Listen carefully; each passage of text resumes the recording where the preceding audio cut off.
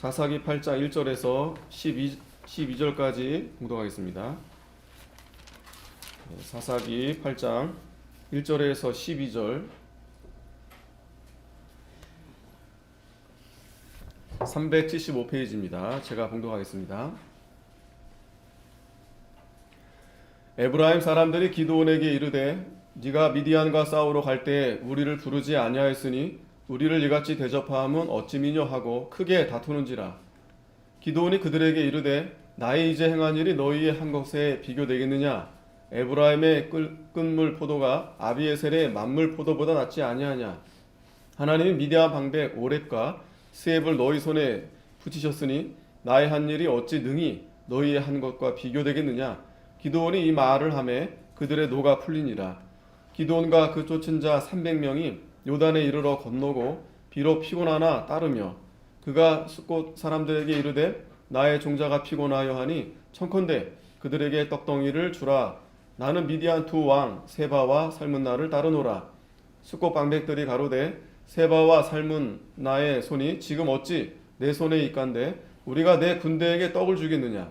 기드온이 가로되 그러면 여호와께서 세바와 살문나를 내 손에 붙이신 후에 내가 들가시와 찔레로 너희 살을 찢으리라 하고 거기서 분우엘에 올라가서 그들에게도 그같이 구한즉 분우엘 사람들의 대답도 숫곳 사람들의 대답과 같은지라. 기드온이 또 분우엘 사람들에게 일러 가로되 내가 평안히 돌아올 때 이 망대를 헐리라 하니라. 이때 세바와 살문나가 갈골에 있는데 동방 사람의 모든 군대 중에 칼든 자 12만 명이 죽었고 그 남은 1만 5천 명 가량은 그들을 쫓아 거기 있더라. 적군이 안연히 있는 중에 기드온이 노바와 욕보하 동편 장막에 거한 자의 길로 올라가서 적군을 치니 세바와 살문나가 도망하는지라. 기드온이 추격하여 미디안 두 왕 세바와 살문나를 사로잡고 그 온 군대를 파하니라. 아멘.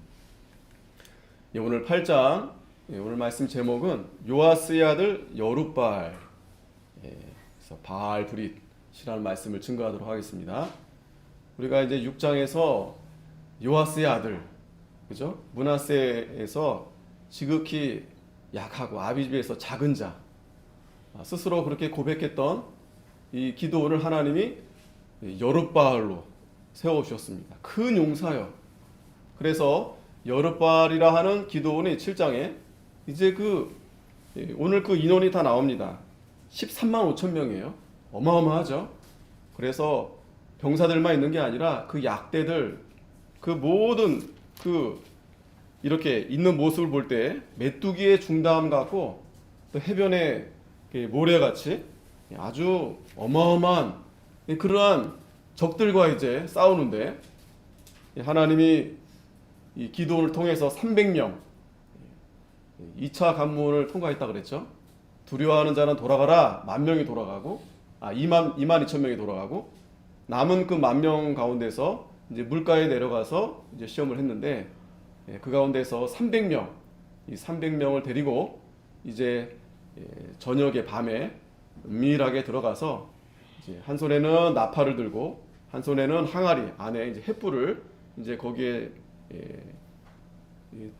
횃불을 그 안에 두고서 들어가서 항아리를 깨고 나팔을 불고 하면서 그 적군들이 자중질환이 일어나서 서로 죽이고 하면서 이 300명과 기드온과 300명은 뭐 칼도 쓰지 않고 자기네들끼리 뭐 찌르고 죽이고 도망가고 이렇게 해서 아주 큰 승리를 가져왔다고 했습니다.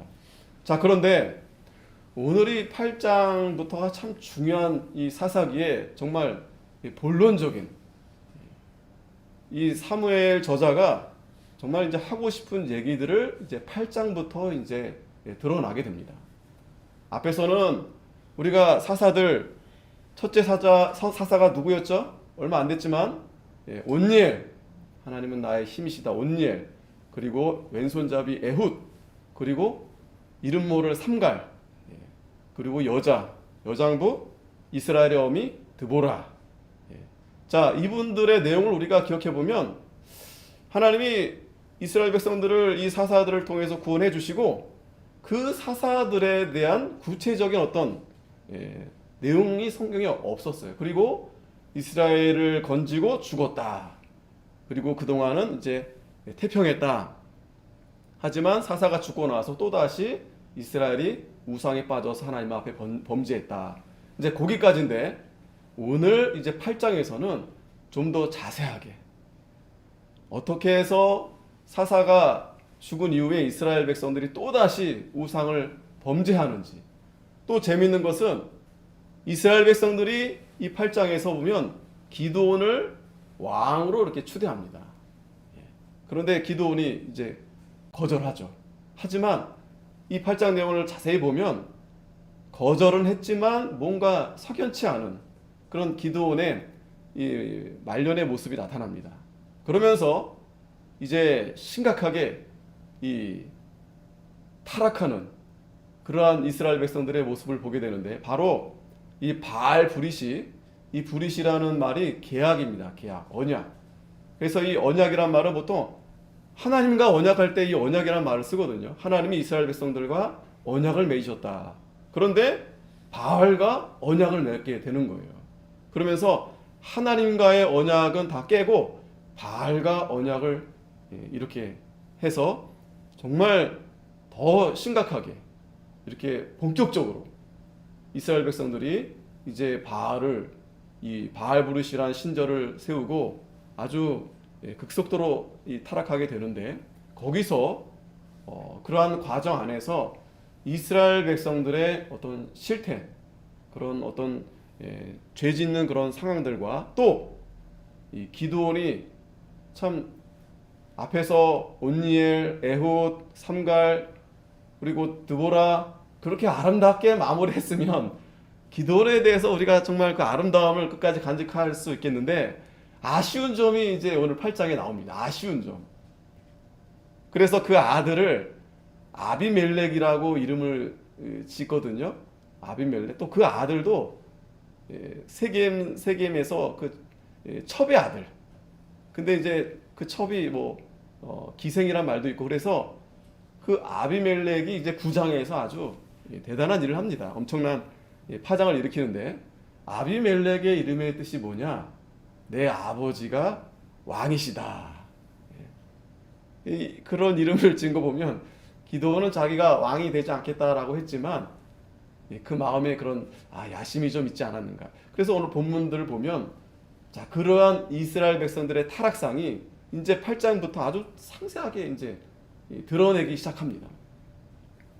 오늘 이 제목도 요아스의 아들 기드온이라는 이름으로 이제 등장했잖아요. 그러면서 이 이름이 이제 바알, 여룻바알이 된 거예요. 여룻바알. 왜냐하면 이제 이 기드온이 이 바알을 회파했다고 해서 이 사람들이 이 기드온을 죽이려고 하니까 요아스가 이 무너진, 그래 이 바알이 살아있다면 바알이 와서 쟁론해봐라 했거든요. 아무도 이제 이 기드온을 건들지 못했던 겁니다. 그런 이 기드온이 이제 여룻바알이라는 이름이 붙은 거예요. 그런데 오늘 8장에 보면은 요아스의 아들 여룻바알이 됐어요. 기드온이라는 이름 아예 나오긴 하지만 요아스의 아들 여룻바알, 이렇게 이름이 이제 오늘 29절에 나오는데 이 의미심장한 이름입니다. 이 말입니다. 그러니까 이제 이 작가가 사무엘이 물론 기록했지만 하나님의 감동으로 어쩔 때는 기드온으로 부르고, 어쩔 때는 요아스의 아들 기드온이라 부르고, 어쩔 때는 여룻바알이라 이름하는 기드온이라 부르고, 또 오늘은 요아스의 아들 여룻바알이라 이렇게 칭하는데, 그게 그냥 생각나는 대로 그렇게 이제 이름이 불려진 게 아니에요. 이 기드온이 물론 잘했습니다. 그 바알을 아무도 건들지 못하는데 회파했어요. 자, 그런데 이 기드온이 그리고 나서 이제 오늘 말씀을 자세히 보겠지만 이제 좀 기드온이 하나의 또 우상을 또 만들게 되고, 또 그로 인해서 음란하게 그와 이 집이 섬기게 되는, 그러면서 그러니까 그걸 말씀하고 싶었던 것 같아요. 이 지도자가, 그러니까 사람이 온전하지 못합니다. 어떤 사람도. 이 사사기는 영웅전을 기록한 게 아니라고 했죠. 그러한 부분들을 우리가 잘 살펴보면서 어쩜 그렇게 이 시대와 정말 다르지 않는 그런 모습을 보게 되고, 그래서 중요한 것은 우리가 이러한 말씀을 거울 삼아서 우리는 그러하지 않아야 된다라는 것을 우리가 잘 살펴봐야 됩니다. 그래서 오늘 첫 번째로는 자, 정체성입니다. 이 정체성에 대한 이 대지를 제가 종종 말씀드리죠. 정체성. 오늘 8장에 가만히 보면 이스라엘 백성들의 이 정체성이 희미해지는 모습을 보게 됩니다. 자, 1절부터 우리가 3절까지 잠깐 살펴보면 에브라임 사람들이 기드온에게 이르되 내가 미디안과 싸우러 갈 때 우리를 부르지 아니하였으니 우리를 이같이 대접하면 어찌 미냐 하고 크게 다투는지라. 7장 말미에 이제 에브라임 지파 사람들이 나타납니다. 처음에는 전쟁이 기드온과 300명 가지고 이제 싸운 거예요. 그리고 그 300명도 처음에 32,000명이 모였었는데 12지파가 다 모인 게 아닙니다. 우리가 드보라 때도 봐서 알지만 드보라의 그 찬양 그 말씀 가운데서도 다 참여하지 않았었어요. 뭐 루벤, 또 그쪽 동편에 있는 므낫세 반지파, 또 갓지파 이런 지파들. 그래서 드보라가 지적했습니다. 왜 하나님의 일을 이 거룩한 싸움에 참여하지 않느냐. 그런 지적한 내용이 있는데 그것은 단순히 그때뿐만 아니라 지금 사사시대에 전반적으로 지파들이 각자 따로따로 이렇게 되는 모습을 볼 수 있습니다. 자, 기드온도 나팔을 불러서 전쟁에 다 참여하라고 그렇게 불렀었어요. 그런데 과연 기드온이 에브라임 지파에게는 부르지 않은 걸까? 에브라임 지파에게는 특별히 사자를 보냈다는 말씀은 나타나 있지 않습니다. 다른 데는 몇 군데 보냈어요. 자, 그렇다면 좀 우리가 추측해 볼 수 있는 건 에브라임 지파와 이 므낫세 지파는 아버지가 요셉입니다. 요셉의 두 아들 에브라임과 므낫세. 자, 근데 이 두 지파가 보면은 좀 이렇게 형제들끼리 형제 지파 두 지파가 돼 있는데 좀 이렇게 경쟁하는 그러한 경쟁하는 게 아닌가 싶을 정도로 그런 모습을 좀 보게 됩니다. 그러니까 드보라는 에브라임 지파 사람이라고 했죠. 그런데 그때에도 므낫세가 반은 참여하지 않았어요. 근데 이 기드온은 므낫세 지파 사람입니다. 이 기드온이 일부러 에브라임을 부르지 않았는지 아니면 그냥 전체적으로 그냥 나팔을 불렀을 때 에브라임이 찾아오지 않았었는지 어쨌든 이 에브라임 사람들이 와가지고 왜 우리를 싸우러 갈 때 부르지 않았냐 이렇게 이제 말하면서 이 기드온과 다투려고 하는 겁니다. 근데 사실은 이 미디안이 쳐들어왔을 때 이 전쟁은 지역 전쟁이 아니에요, 그죠? 이스라엘 전체적으로 이 미디안과 그 수단 와가지고 이제 전쟁을 이제 시작하게 된 건데 그걸 에브라임이 몰랐을까요? 모르진 않았을 겁니다. 그냥 가만히 있었겠죠. 지켜봤겠죠. 왜? 우리 집 일 아니니까. 너네 지파 일이니까. 형제임에도 불구하고 형제 지파임에도 불구하고 그만큼 이 사사 시대의 이 지파들이 우리가 여호수아 22장에도 그 여호수아만 보더라도 그때 그 엣단 증거의 단 그거 왜 쌌어요? 나중에 우리 서로 아는 체 하지 않기 모른 체 하지 않기 그리고 이제 엣단을 싼 거 아니겠어요? 그랬는데 그것 때문에 또 난리가 났었잖아요. 왜 하나님 앞에 제단이 우리 하나인데 왜 다른 제단을 쌓느냐. 그리고 하나로 똘똘 뭉쳤었는데 이제 세월이 지나니까 흩어진 거예요. 흩어진 겁니다. 그러면서 서로 이제 우정도 없고 의리도 없고 사랑도 식어지고 자기 지파 이 기드온이 그걸 모르는 게 아닙니다. 이 다투려고 하니까 2절에 기드온이 그들에게 이르되 나의 이제 행한 일이 너희 한 것과 비교되겠느냐. 이 참 기드온이 보면은 참 지혜로운 사람이에요. 보면은 굉장히 겸손하기도 하고 어떤 리더자의 모습이 좀 이렇게 성경에서 부각을 합니다. 굉장히 자기를 낮추는 모습도 있고 또 지금 이렇게 에브라임 지파가 그렇게 싸우고자 할 때도 같이 그냥 대들고 그냥 싸우는 게 아니라 아주 그냥 지혜롭게 비록 기드온이 이제 싸움을 시작했지만 너희들이 마지막에 이제 그 미디안 두 왕을 쳐 죽였을 때 너희들이 더 큰 공이 있다는 거예요. 그러면서 에브라임의 끄물 포도가, 에브라임은 이제 그 에브라임 지파 끄물 포도가 아비에셀은 이제 기드온의 예, 할아버지예요. 아비에셀의 만물 포도보다 낫지 아니하냐 하면서 이제 에브라임 지파를 지켜주는 겁니다. 3절에 하나님이 미디안 방배 오렙과 스앱을 너희 손에 붙이셨으니 나의 한 일이 어찌 능히 너희 한 것과 비교되겠느냐. 기드온이 이 말을 하며 그들의 노가 풀리니라. 예.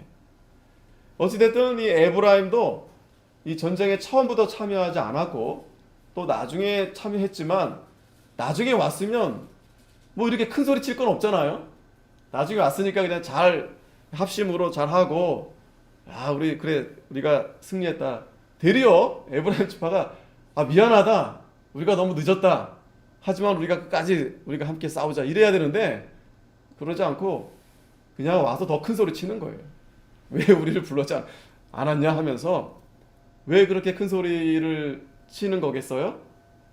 이 에브라임 지파 사람들이 자기네들이 어떤 그 승리에 대한 그거를 지분을 더 높이려는 거예요.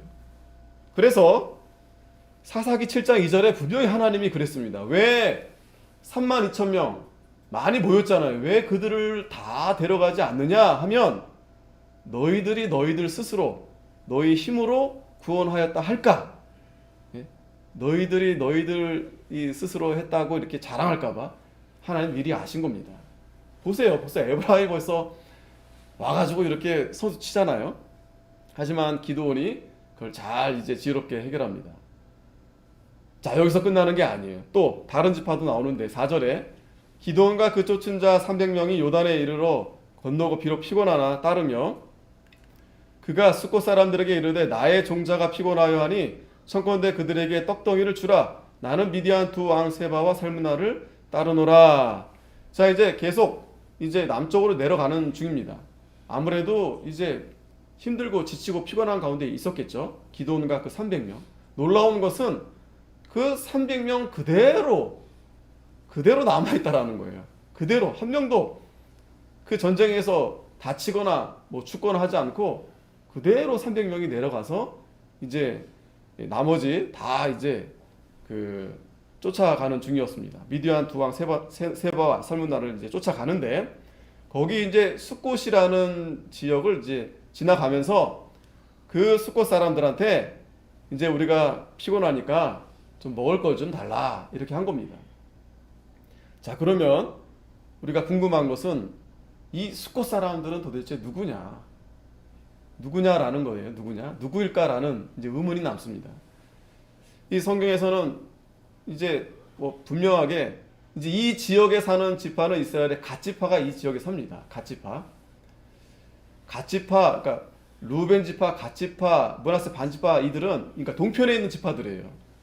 사사기 초반부터 전쟁에 잘 이렇게 그러니까 너네 지파의 일에 잘 참여하지 않는 그런 지파들이었는데 아마도 다를까 이 숫곳 사람들 이제 갓지파 사람들이 아닐까 추정하는데 그래도 같은 지파 자기네 그 기드온과 그 300명이 어찌됐든 이 미디안의 이 적군들을 다 이렇게 물리쳐야 이스라엘 전체가 다 이렇게 평화롭게 되는 거 아니겠어요?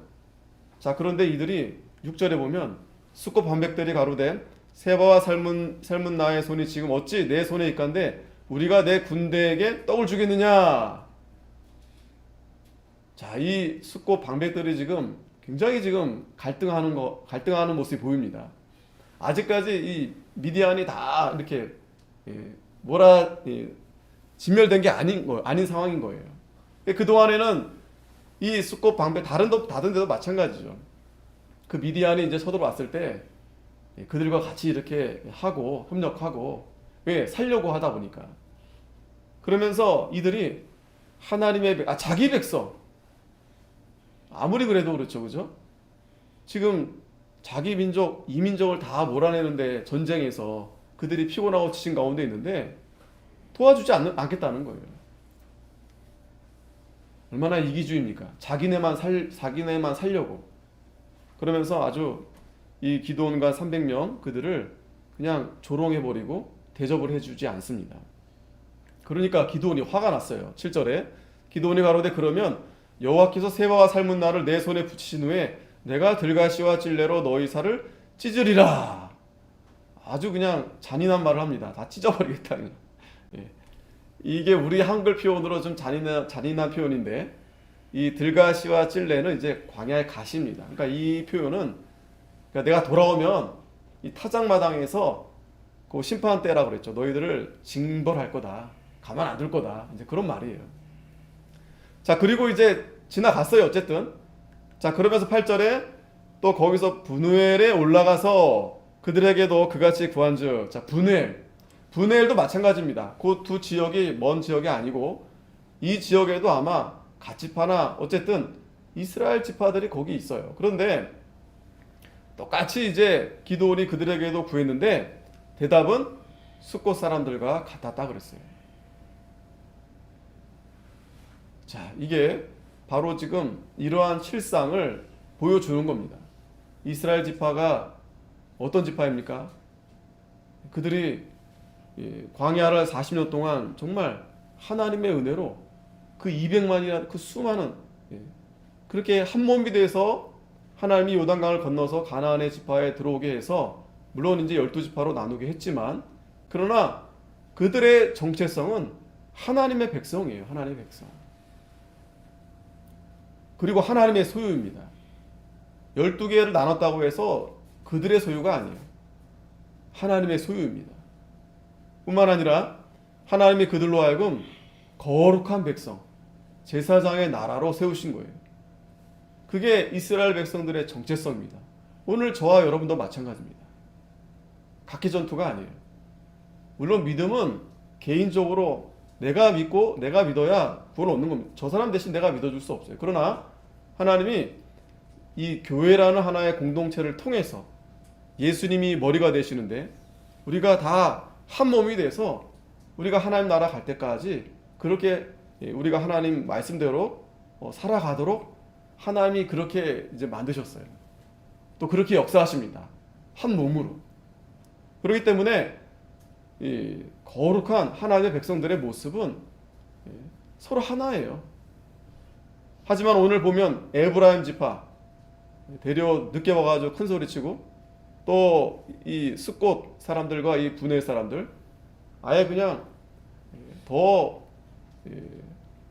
같은 지파 같은 그 민족임에도 불구하고 오히려 그 이민족들을 더 우대하는 거예요. 멸시하고 이렇게 대접을 잘 하지 않는 겁니다. 그러니까 9절에도 기드온이 또 분의 사람들에게 일러 가로되 내가 평안히 들어올 때 이 망대를 헐리라. 이 기드온이 화가 잔뜩 났습니다. 참 어떻게 이스라엘 이 지파가 어떻게 이렇게 됐을까요? 이유는 한 가지입니다. 그들이 하나님을 잊어버린 거예요.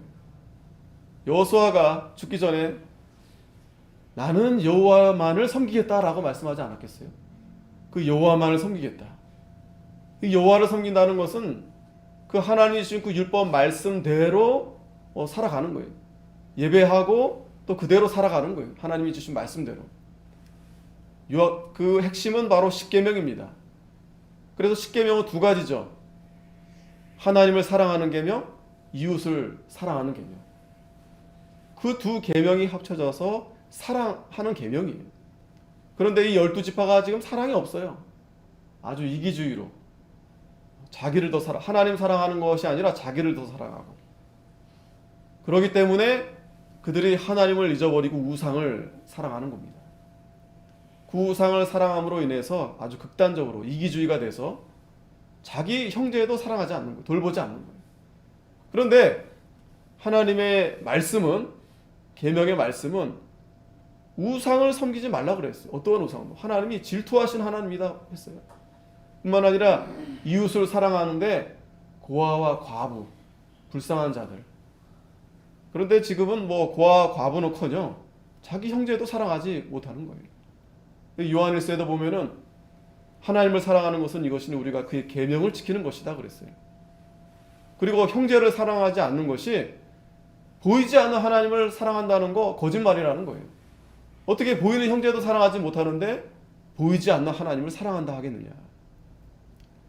오늘 이 시대가 오늘 이 사사기 8장에서 보여주는 것처럼 그런 시대가 됐어요. 이것은 분명하게 지적하는 겁니다.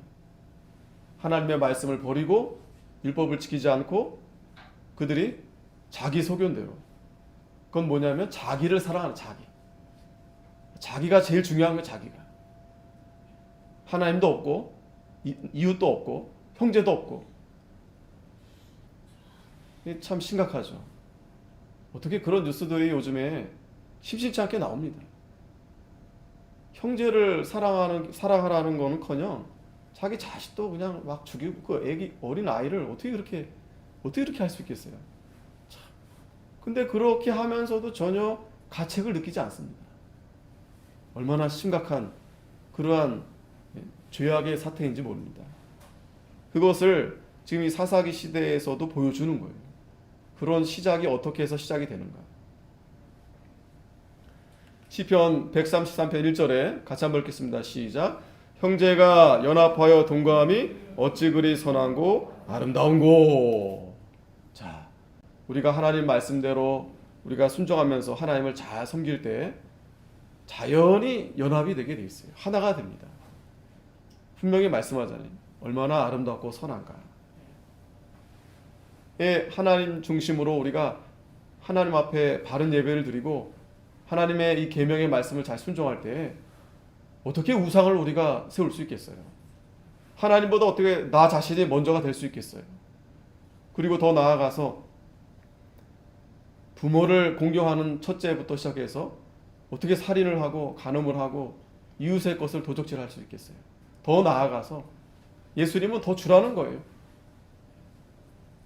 나에게 겉옷을 달라고 하면 속옷까지 주라. 다 내주라는 거예요. 이 고아와 가부, 어려운 이웃들.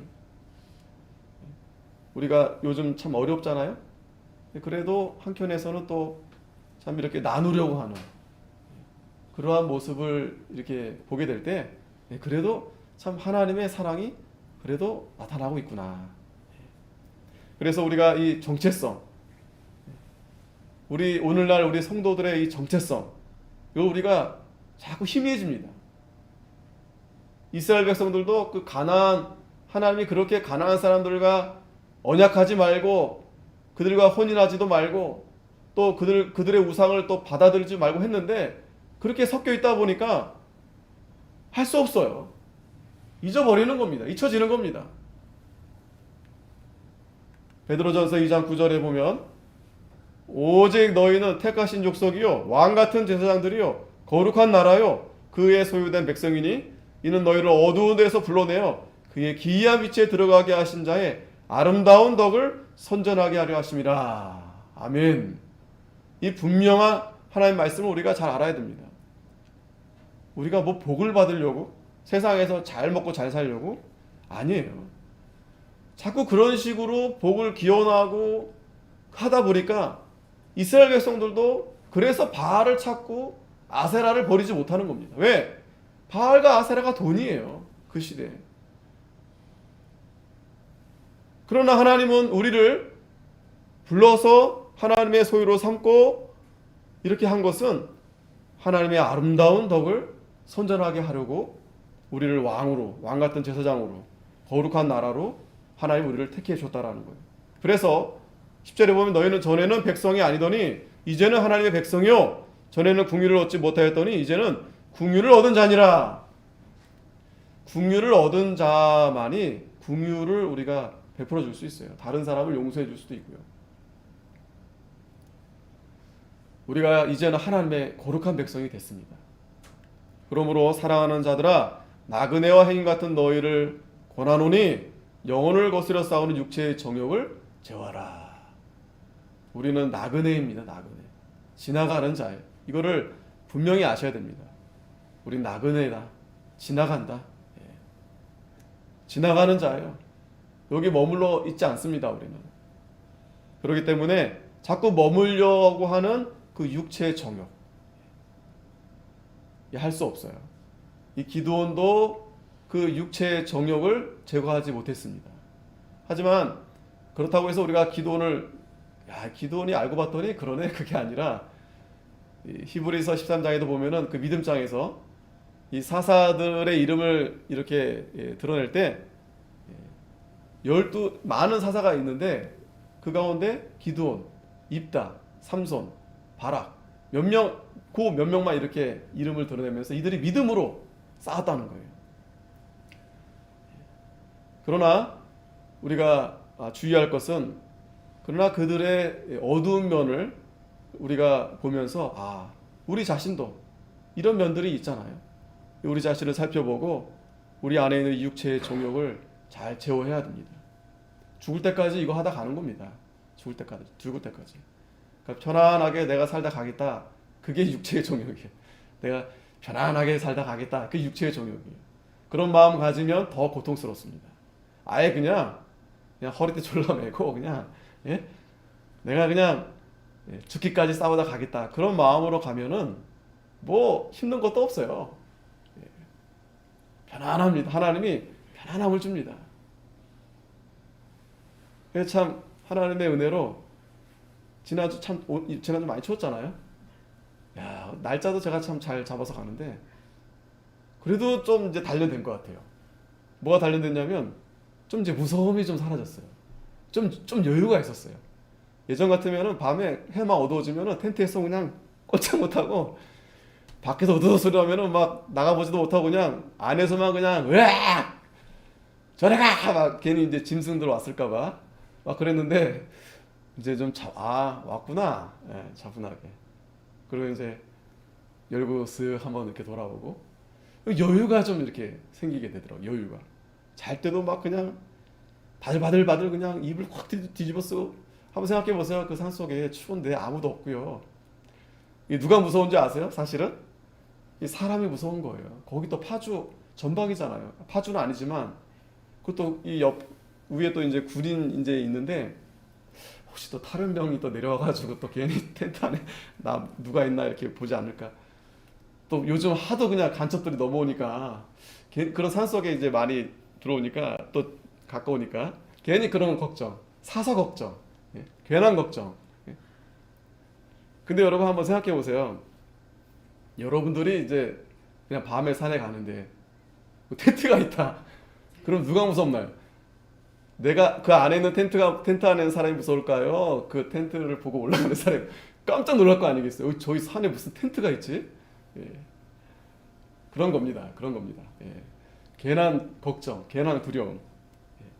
하나님이 함께 해주시면 다 하나님이 그런 육체의 정욕, 그런 세상의 걱정, 근심, 두려움 하나님이 다 몰아내게 하시는 거예요.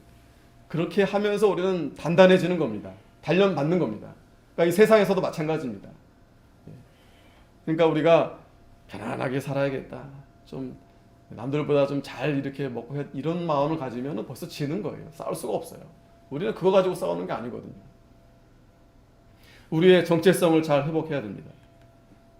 좀 더 보면 12절에 보면 너희가 이방인 중에서 행실을 선하게 가져 너희를 악행한다고 비방하는 자들로 하여금 너희 선한 일을 보고 권고하시는 날에 하나님께 영광을 돌리게 하려 함이라. 아멘. 이러한 이방인들 중에 우리의 이 선한 행실을 자꾸 비방하고 또 우리로 하여금 이 세상에서 악한 마귀들이 자꾸 쑤시는 거예요. 그러나 우리는 그들로 하여금 계속해서 선한 일을 나타내는 겁니다. 선한 일을 나타내는 겁니다. 그 선한 일은 바로 온전한 예배, 바른 예배, 그리고 나아가서 이 세상에서 그 하나님의 아름다운 그리스도 향기를 잘 나타내는 거예요. 기도원도 얼마나 잘합니까?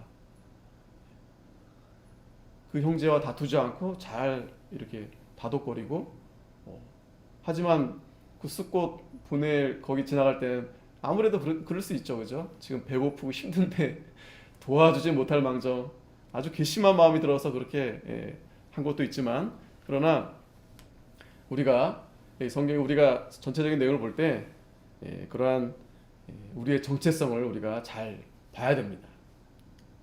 자, 그리고 계속해서 10절에 보면 본문 돌아오면 이때 세바와 살문나가 갈골에 있는데 동방 사람의 모든 군대 중에 칼든 자 12만 명이 죽었고 그 남은 1만 5천 명 가량은 그들을 쫓아 거기 있더라. 자, 여기 지금 총 몇 명이에요? 13만 5천 명이에요.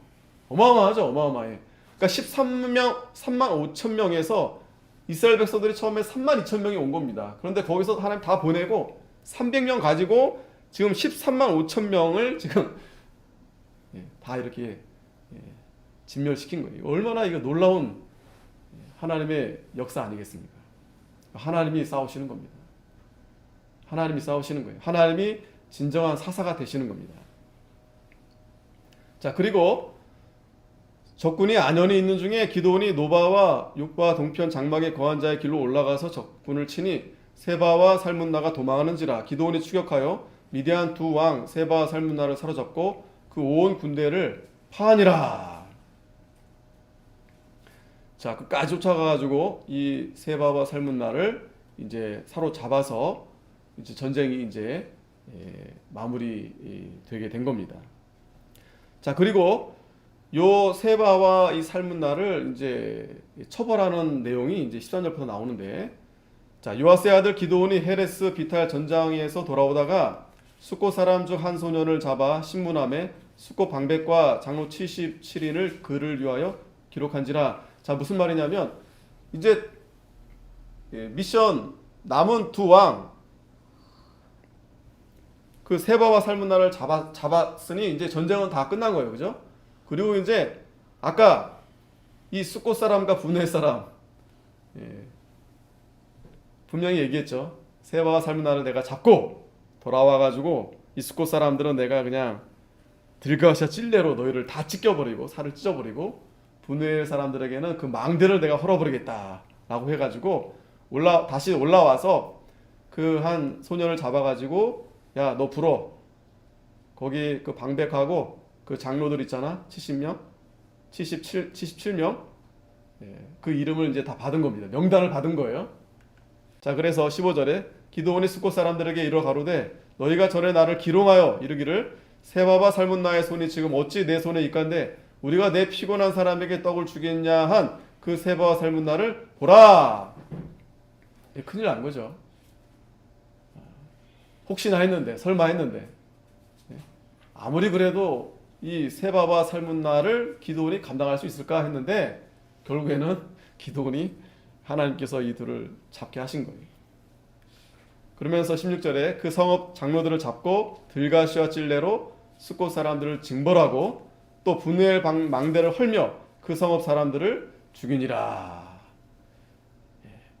이 좀 기드온이 좀 잔인한 것 같지만 또 굉장히 그 뭐라 그럴까요?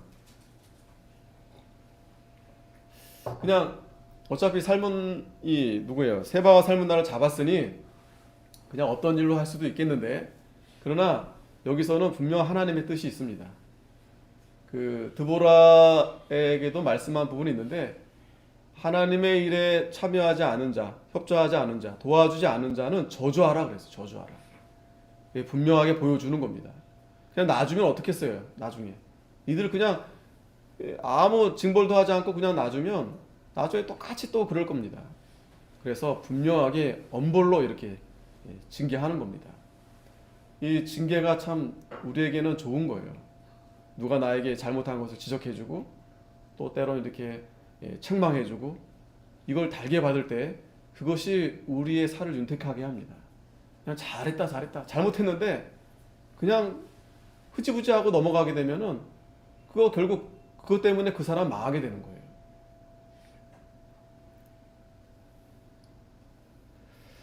자, 그런데 이제 이렇게 하면서 정리가 됐습니다. 전쟁이 끝나고 이제 기드온이 18절에서 32절까지 말씀을 보면 이제 문제가 여기서 이제 생깁니다. 문제가 어떤 문제가 생기느냐? 18절에 이에 세바와 살문나에게 묻되 너희가 다볼에서 죽인 자들 어떠한 자이더뇨? 대답하되 그들이 너와 같아서 모두 왕자 같더라. 가로되 그들은 내 형제 내 어머니의 아들이니라. 내가 여호와의 사심으로 맹세하노니 너희가 만일 그들을 살렸다면 나도 너희를 죽이지 아니하였으리라 하고. 이것은 뭐냐면 이 기드온의 그 형제들을 이 세바와 살문나가 죽였던 것 같아요. 내 형제 내 어머니의 아들들을. 그래서 이제 그 피해 복수를 하는 겁니다. 이거는 이제 율법에서도 있어요. 그러니까 살인하는 자는 똑같이 이제 살인으로 그 형벌을 하게 합니다. 그랬는데 이러한 이제 형벌을 거행하는데 기드온이 어떻게 하냐면 20절에 그 장자 여델에게 이르되, 그러니까 그 장자한테 네가 죽이라는 거예요. 네가 저 살인자들을 죽여라 했더니 이 소년이, 그러니까 아직 어리고 그러니까 칼을 빼지 못했다 그랬어요. 그래서 이는 아직 어려서 두려워함이더라. 그러면서 21절에 세바와 살문나 가로되 네가 일어나 우리를 치라. 대저 사람이 어떠하면 그 힘도 그러하니라. 기드온이 일어나서 세바와 살문나를 죽이고 그 약대의 목에 꾸몄던 세 달 형상의 장식을 취하니라. 이 18절부터 지금 후반부에 보면은 좀 애매합니다. 이 기드온이 이 하는 모습들이 잘 하는 것 같고 하는 모습인 것 같기도 하고, 또 가면은 좀 애매한 좀 석연치 않은 부분들이 좀 있어요. 왜냐하면 좀 이렇게 이 처형하는 모습들이 사실은 그 전에 보세요. 그 모세오경에서는 이런 장면이 없어요. 그냥 적군들을 죽였다 이렇게만 끝나지 이렇게 상세하게 신문하고 목을 이런 내용은 없는데, 아무래도 전에도 말씀드렸듯이 이 기드온 이 사사 시대의 이 문화가 이방 문화와 굉장히 갇혔습니다. 그러니까 이런 걸 본 거예요. 이방 나라 사람들이 그렇게 하는 모습들을 본 거예요. 이방 왕들이 그런 적군을 처형할 때 이런 것을 뭐 들었든지 본 거예요. 그러면서 어떤 그런 모습을 이제 취한 게 아닌가. 그리고 보세요. 이제 그 세바와 살문나를 죽였는데 그 약대 목에 꾸몄던 세 달의 형상의 장식을 취했다. 뭐 그냥 읽고 지나갈 수도 있는데 이 세 달의 형상은 이건 뭐 얘네들이 가지고 있는 어떤 부적 같은 거죠. 요거를 기드온이 이제 취한 겁니다.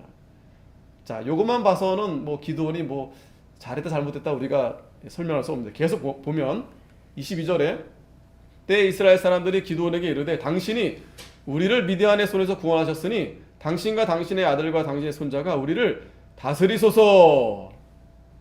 자, 우리의 왕이 되어 달라는 거예요. 이게 이제 8장에서 이 말씀이 이제 처음 이제 나타나게 되는 겁니다.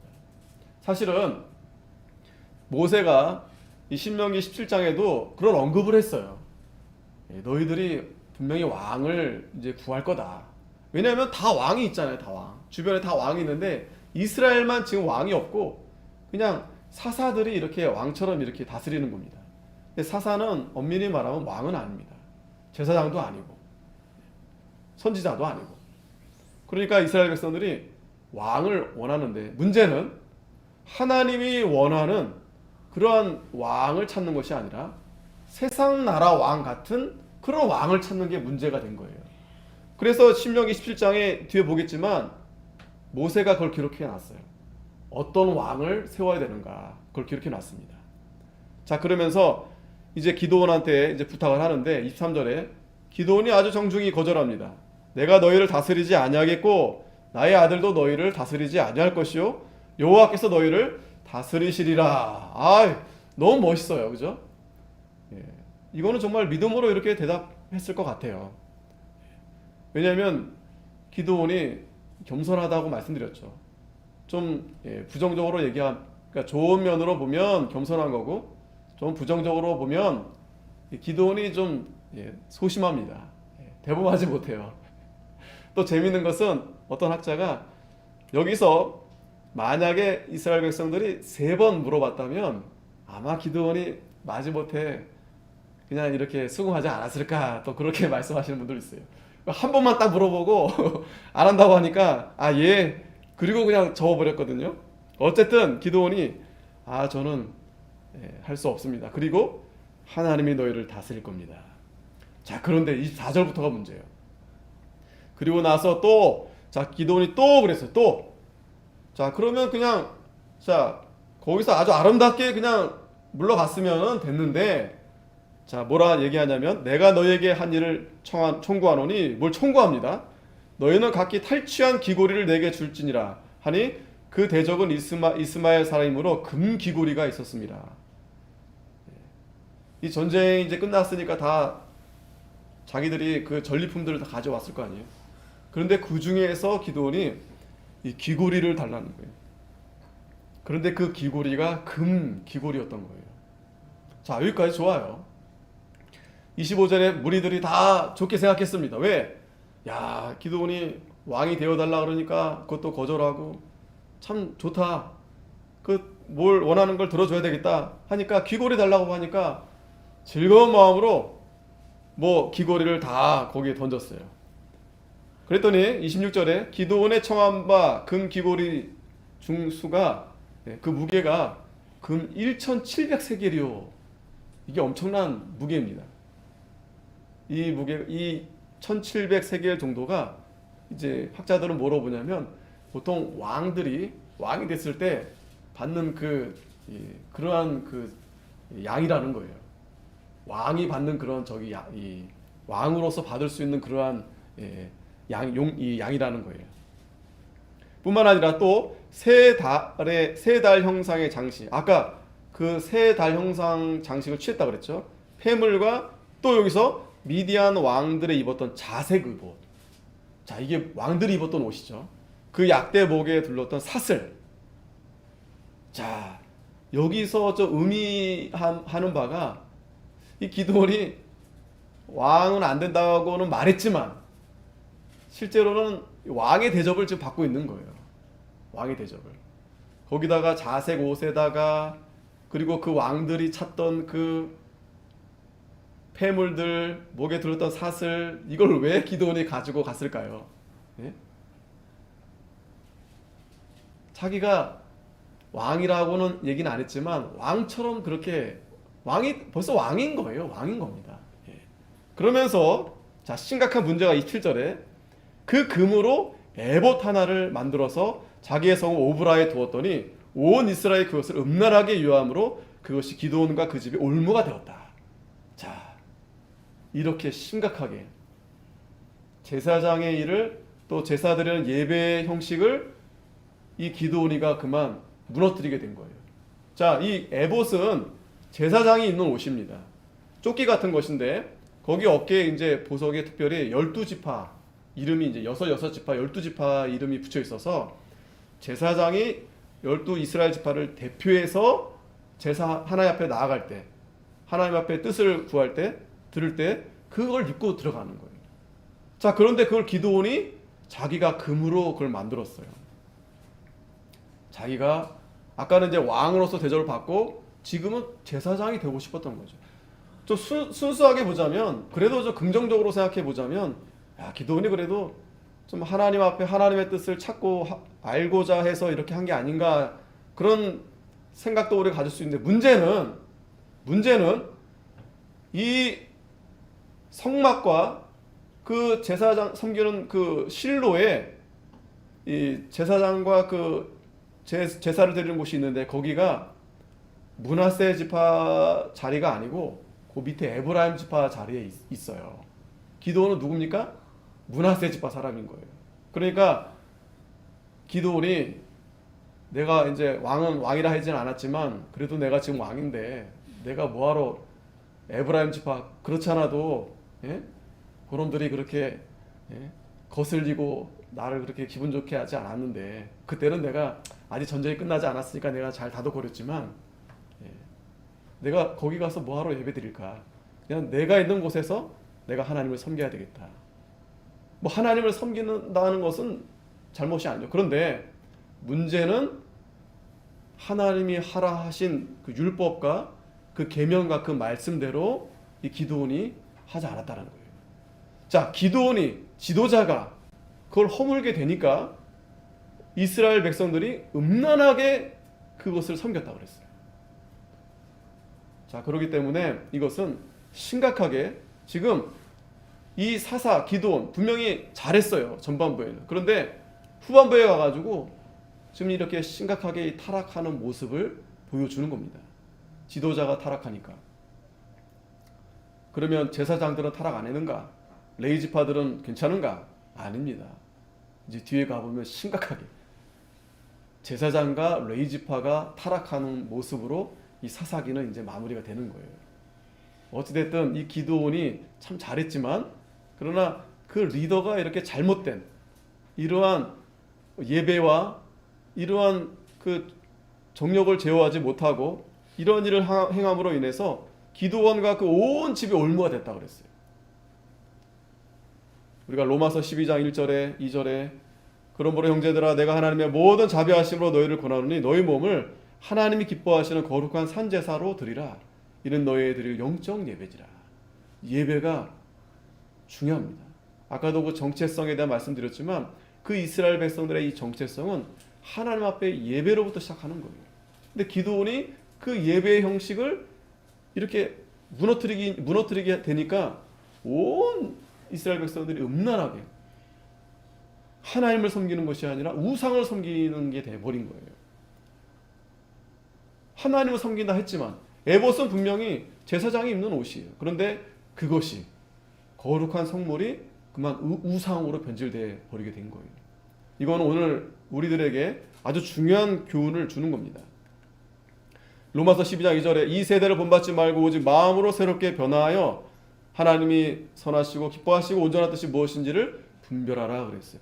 분별하지 못하고 그냥 뭐 예배인데 뭐 같은 예배인데 하면서 그렇게 뭐 여러 가지 자기 소견대로 마음대로 예배하는 것은 하나님이 받지 않는다. 그거 어떻게 해? 네가 어떻게 하냐?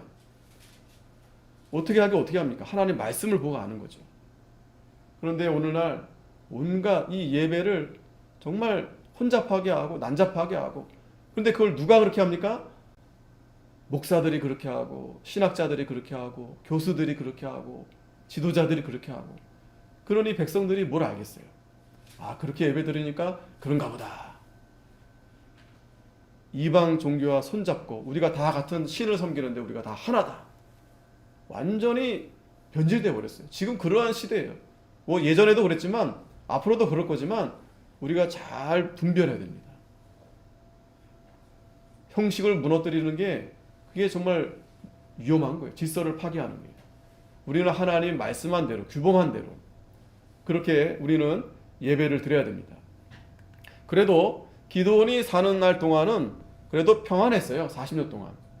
자, 문제는 29절에 요아스의 아들 여룹바알이 돌아가서 자기 집에 거하였는데 기드온이 아내가 많음으로 자, 왜 아내가 많았을까요? 또 몸에서 낳은 아들이 70명이나 됐다 그랬어요. 요거 좀 걸리죠. 그죠? 왜 아내가 많았을까? 자, 그런데 문제는 31절에 세겜에 있는 첩도 아들을 낳았으므로 그 이름을 아비멜렉이라 하였다. 참 이런 모습들이 이 기드온이 자, 아내를 많이 가졌다는 것은 이방 나라 왕이 그렇게 했어요. 이방 나라 왕이 여기저기 자기 씨를 뿌리고 그죠? 자기 그 영역을 넓히려고. 그런데 그 아들을 아비멜렉이라 했는데 이 아비멜렉의 뜻이 내 아버지가 왕이시다. 내 아버지가 왕이시다. 이 아들의 이름을 통해서 기드온이 그 속 마음을 우리가 읽어볼 수 있겠죠. 자, 그런데 결국 요아스의 아들 기드온이 나이 많아 죽음에 아비에셀 사람의 오브라에 있는 그 아비 요아스의 묘실에 장사하였다. 아까 신명기 17장 16절 말씀드렸죠. 모세를 통해서 왕을 너희가 만약에 세우려 하면 자 거기서 하지 말라라는 거 있어요. 왕된 자는 말을 많이 두지 말 것이고 말을 많이 얻으려고 그 백성을 애굽으로 돌아가게 말 것이니 이는 여호와께서 너희에게 이르시기를 너희가 이후에는 그 길로 다시 돌아가지 말 것이라 하셨으며 또 17절에 아내를 많이 두어서 그 마음이 미혹되게 말 것이며 은금을 자기를 위하여 많이 쌓지 말 것이니라. 자, 아내를 많이 둔 누가 생각납니까? 솔로몬이 생각나. 솔로몬아 얼마나 많이 아내를 많이 둡니까? 하나님이 경고하신 거예요. 그리고 그 왕은 어떻게 됩니까? 율법, 하나님 말씀을 가까이 하라는 거예요. 그리고 평생에 자기 옆에 두고 읽어서 그 하나님 여호와 경외하기를 배우며 이 율법의 모든 말과 이 규례를 지켜 행할 것이라. 그리하면 그의 마음이 그 형제 위에 교만하지 않고 이 명령에서 떠나 자로나 우로나 치우치지 아니하리니 이스라엘 중에서 그와 그의 자손의 왕이 있는 날이 장구하리라. 이 기드온 6장, 7장, 8장, 9장은 뭐 아비멜렉에 대한 내용인데 보면은 이 기드온이 뭐 율법을 어떻게 하고 그런 말씀이 나타나지 않아요. 그래도 여러분 드보라는요 찬양하는 그 말씀이 기록되어 있습니다. 그리고 말씀드렸죠. 그 뭐예요? 그 올리브 나무 무슨 나무지? 갑자기 하여튼 그 나무 밑에서 재판했다고 그랬잖아요. 기도하고 이 드보라는 율법에 능통한 자였어요. 능통한 자였다고 그랬어요. 그러니까 드보라는 그래서 백성들을 잘 다스렸는데 기드온은 그런 말씀은 나타나 있지 않고 어쨌든 하나님이 이스라엘 백성들의 부르짖음을 들어서 그 전쟁에 기드온과 300명을 사용해서 이기게 하신 겁니다. 문제는 이 신명기 17장에서 모세가 말씀했었던 율법, 하나님 말씀 이걸 가까이 하지 않은 거예요. 그러니까 그 에봇 그걸 금으로 금우상 아론이 그 금송아지 만든 것처럼 그렇게 만들어 놓고 아주 음란하게 섬긴 겁니다. 그리고 마지막에 33절에 기드온이 이미 죽음의 이스라엘 자손이 돌이켜 바알들을 음란하게 위하고 또 바알브릿을 자기들의 신으로 삼고 이렇게 되는 거예요. 그 과정이 앞에서는 우리가 그냥 사사가 죽었으니까 그냥 이스라엘 백성들 하나님을 떠났나 싶었는데 보니까 그 실상은 벌써 사사들로부터 이렇게 타락하는 모습이 나타나는 겁니다. 그러니까 이게 앞에 사사들이 뭐 완전하다, 다 완전했다라고 보기는 좀 그렇지만 그래도 이 기드온으로부터 점점 이 이스라엘 그 당시 그 시대가 점점 그 우상과 뗄래야 뗄 수 없는 그렇게 깊숙이 이렇게 들어가 있는 그 사회의 모습을 보여주는 거예요. 그래서 사면 모든 대적의 손에서 자기들을 건져내신 여호와 자기들의 하나님을 기억지 아니하며 하나님의 이름이 다 지워집니다. 거기에 바알브릿 아까도 말씀드렸지만 이 브릿은 언약 계약이라는 뜻이란 말씀했죠. 9장에도 나옵니다. 어떻게 이 하나님을 예배하는 이게 어떻게 변질되냐면 바알과 짬뽕을 해버려요. 바알. 그러니까 이 브릿이라는 말을 바알에다 붙이면 안 되거든요. 그거는 하나님이 이스라엘 백성들에게 내가 너희와 언약된 백성이다. 하나님이 너희 언약을 했다. 그 말을 이스라엘 백성들이 갖다 붙인 거예요. 바알브릿이라고 해가지고 이거 하나님도 아니고 바알도 아니고 바알인데 하나님처럼 이렇게 교묘하게 짬뽕을 시켜가지고 이렇게 음란하게 우상을 섬기게 되는 겁니다. 자, 그러면서 마지막 35절에 보면 또 여룻바알이라는 기드온의 이스라엘에게 베푼 모든 은혜를 따라서 그의 집을 후대치도 아니하였더라. 자, 이거 보면은 이 기드온이 그 마지막에 참 그래 잘했는데 전반부엔 잘했는데 그 에봇을 금으로 그렇게 그만 보면은 어떤 면에서 보면은 잘하려다가 또 그렇게 될 수 있어요, 여러분. 잘하는 것도 중요하지만 우리가 정확하게 하는 게 중요해요. 바로 하는 게 중요합니다. 그러니까 바로 잘해야 됩니다. 열심도 바로 열심을 해야 됩니다. 무조건 내가 열심히 한다고 잘한다고 되는 게 아니라 바로 하지 못하면 이렇게 기드온처럼 엉뚱하게 에봇에다 금으로 만들어 놓고 그걸 아주 그냥 우상이 돼버린 거예요. 아주 심각하게 음란하게. 그러니까 그것 때문에 그 전에 볼 수 없었던 그래서 이 오늘 제목이 뭐였어요? 요아스의 아들 여룻바알. 결국에는 누가 이긴 겁니까?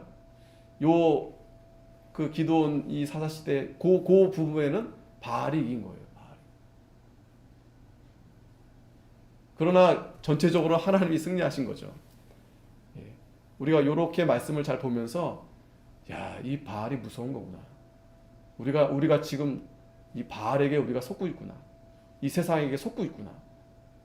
그걸 우리가 이 기드온의 이스라엘 백성들의 이러한 현상들의 모습을 잘 보면서 우리가 잘 분별해야 됩니다.